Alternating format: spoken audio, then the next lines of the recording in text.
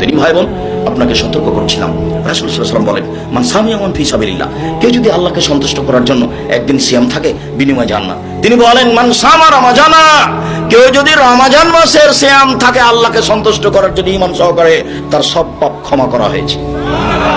তিনি বলেন, মান কামা ঈমানান ওয়া ইহতিসাবান, কেউ যদি রমাজান মাসে তারাবি পড়ে তাহলে অতীতের সব পাপ ক্ষমা। রাসূল সাল্লাল্লাহু আলাইহি সাল্লাম বলেন, কেউ যদি ইতিকাফ করে ঈমান সহকারে তাহলে তার অতীতের সব পাপ ক্ষমা।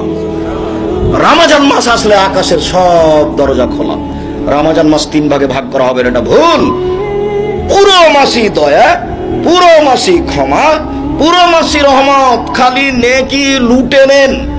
রাসূল সাল্লাল্লাহু আলাইহি সাল্লাম বলেছেন, হতভাগা সেই রমজান পাওয়ার পরে পাপ মোচন করতে পারলো না যে, হতভাগা সে রমজান মাস পাওয়ার পরে পাপ মোচন করতে পারলো না যে।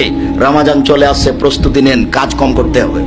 রমজান মাসকে ঠেকানোর জন্য কত প্রস্তুতি।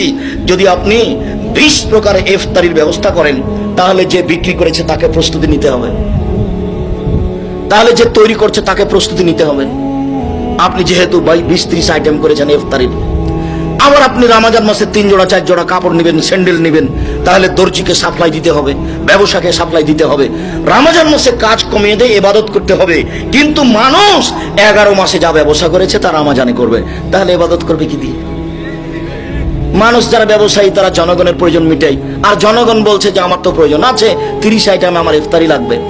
ওইদিকে মহিলা বুবু নাটোরে গেছে বাজার করতে, 10টার সময় চলে গেছে, 2টার সময় ফিরে এসেছে, অনেকগুলি জিনিস নিয়ে এসেছে, ইফতারি করাবে দুলা ভাইকে, কত খুশি সে।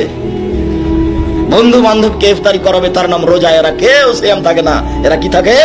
রোজা থাকে। রোজা মানে উপবাস থাকা, সিয়াম মানে বিরত থাকা। এদের কোনো ইবাদত কবুল হবে না। সম্মানিত দিনী ভাই বোন, রমজানকে মূল্যায়ন করতে হলে কম খেতে হবে। রমজানকে মূল্যায়ন করতে হলে সব কাজ কমিয়ে গুটিয়ে আসতে হবে। 11 মাস ব্যবসা হয়েছে, 1 মাস হবে না। কিভাবে সম্পূর্ণ উল্টে গেল।